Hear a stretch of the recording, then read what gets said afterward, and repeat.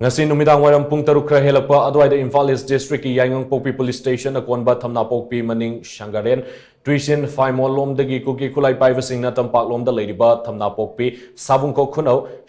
Santikhongbal da Akanba Mawongda Nongmei round kaya Kaptharaktuna attack chathaba hourakhre security force ki maikaidagi su Akanba Mawongda khuthanduna Kuki khutlai paiba singa khutoknakhre hari press na phangbu pau magi matung ina ngasi ayu Twichin Phaimol lomdagi Nongmei round kaya Kaptharakhre thawdo aduga mari leinana SP Imphal East Dr. S Ivomcha mafam aduda yengshinba laklamlaga hekhan khibaga numidang pung 3 minute ahum chatpa matamdagi Kuki shingna afaba makhalgi khulai sizinaduna maikai anidagi Akanba Mawongda landarakibani hauzik faubugi oina asho open misimina thokpagi paudi leitri haina paw asina makhatari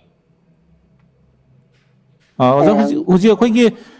Yaingangpokpi manakta hujik nongmei kapna si kadai padano pung kya dwaidagi haubono haipet haibiyo ja pung 3 minute ahum ko pung 3 minute ahum dagi huji yang pi Santikhongbal Sabungkhok Khunou Thamnapokpi Maning akoigi Twichin Phaimol lan tawudo adudani huji kanna kapitu makon tabre ngo LNG kapthari oh tabira adu chingnomdagi karom side kapakpano kanu mafamse Khunou Thamnapokpi romda round je ka aisu thokpadu nungai tamina ko aroi bi kapthare oho hujik se manang pado khoi security forces singna section tharang lokhatpagi natraga lokhatpai mami hujik lai moisu khara hanba mali adu handabasu mali makhon se nakna kitang tabasina moina hallibra mathakte kapthar pajidi aroi bini hujik khongthara ise okay tu tabibra hoi taje